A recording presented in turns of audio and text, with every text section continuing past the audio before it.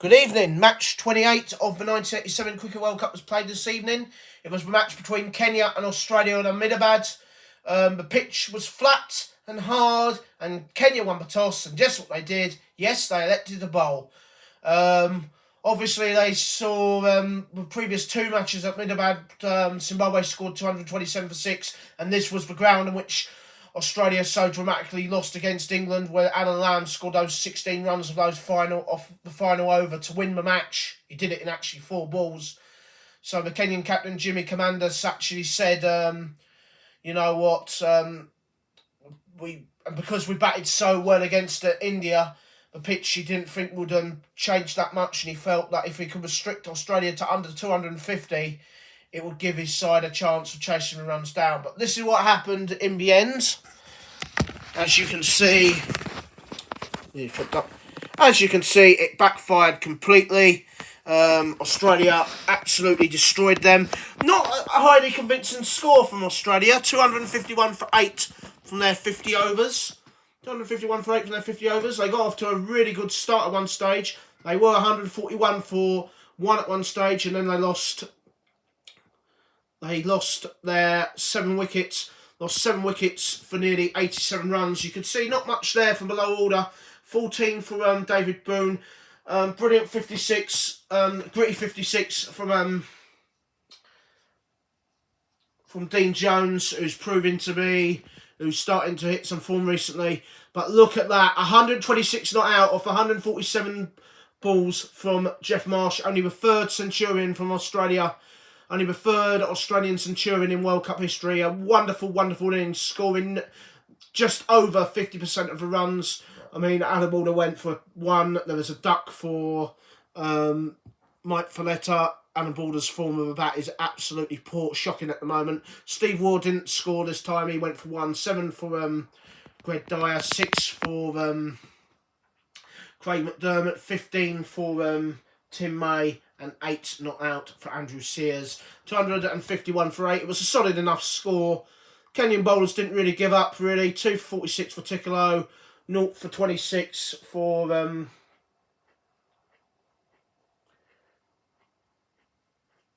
David Ngosh. I think it's David Ngosh, is it? Or James Ngosh. James Ngosh, sorry. 1 for 51 for Thomas Adoyo. 0 for 45 for Captain Jimmy Commande. 0 for 24 for Nedembe Odemo, and 2 for 49 for Adlaya Otieno.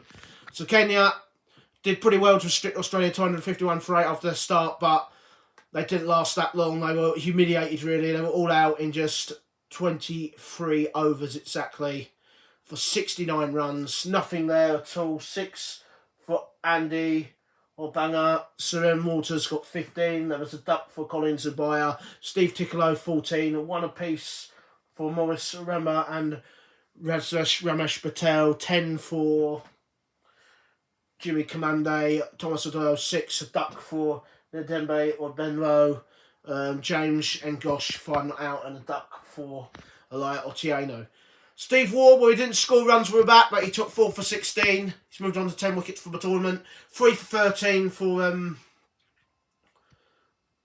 Craig McDermott. He's the leading wicket taker with 13 wickets in 5 matches, as you'll see in a moment. 2 for 2 for Tim May. 1 for 16 for Andrew Sears. The only person that went wicketless. 0 for 15 for Bruce Reid. As you can see, the final summary, as we'll have a look again. Kenya versus Australia on Ahmedabad. Kenya won the toss, elected to bowl first on a hard, flat pitch, thinking that they could chase runs down. It was an horrendously bad decision. 251 for 8, Australia made for their 50 overs. Kenya all out for just 69, just 23 overs. Australia winning by 182 runs. Their biggest win of the competition so far. A man of the match, unsurprisingly, for his 126 not out off 147 deliveries was... forgotten his name. Brain freeze. Geoff Marsh, Australia. That big victory means that Australia are up to 2nd in the table, as you can see. That probably won't last long. England are expected to beat Holland. The winners of tomorrow's match between Pakistan and West Indies will play Australia in the second, or the losers of the Pakistan-West Indies quarter-final will play We'll probably play Australia in the second quarter-final, and the winners of tomorrow's match will play Sri Lanka in the first quarter-final. Australian captain Alan Border isn't expecting Holland to beat England, so he's saying Australia will probably have to play the West Indies or Pakistan, and then probably West Indies or Pakistan in the semi-final, and then away the tournament's going in India or England. So if Australia are going to secure their first World Cup triumph, they're going to do it by playing the best teams. Like I said, the winner of tomorrow's match will play Sri Lanka in the first semi-final. The losers will probably play Australia in the second quarter-final. I wouldn't suspect Holland to beat England, so I would say England are probably still favourites to finish in second place, but Australia at least have given England something to go at when they play the Dutch in a couple of days' time. Let's have a look at the Australian star players. All had pretty solid games, apart from David Boone himself. Have a look at the wicket takers first. You'll see what I mean by... Steve Waugh's average has gone down very dramatically. 13 wickets in 5 matches, an average of 14 for Graham McDermott. His average is 5 with a bat, but that's not the most important part. Average has gone down to 41 for Steve Waugh, failure with the bat, but those 4 wickets for 16 runs, he looked absolutely unplayable. 10 wickets in 5 matches for 17. Joint second highest wicket taker in the tournament, Steve Waugh. Not bad for a medium pacer. A failure, as you can see now, Geoff Marsh, 369 runs in 5 innings. That unbeaten at 126 gives him an average of 92 in the tournament. He's 39 runs ahead of the second highest run scorer, which obviously at the moment is Desmond Haynes, thanks to that record 182 he got that record 181 he got the other day against Zimbabweans.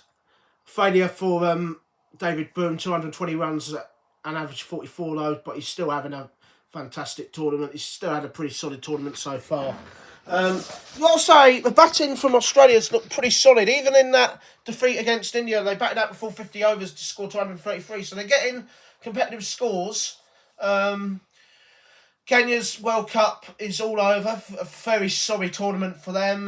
You don't win matches when you're bowled out for 112, 69, 136 and 142. A desperately disappointing tournament. Will they be back in 4 years' time? Remember, in 2 days' time, we are going to have the announcement of who will host the 1991 Cricket World Cup. It is suspected that it will be Australia for the first time in 4 years' time. Tomorrow's match, Pakistan versus West Indies. Those two always seem to produce fireworks when they play each other. The winner of that match plays Sri Lanka in the first quarter-final, and the losers, obviously, will probably play Australia in the second quarter-final. But until then, this is me, Lawrence Howard, reporting on the 1987 Cricket World Cup being played here in India on Brian Lara Cricket and PlayStation. We'll see you for tomorrow's match, the final match in Group 1, Pakistan versus West Indies. Until then, it's bye-bye.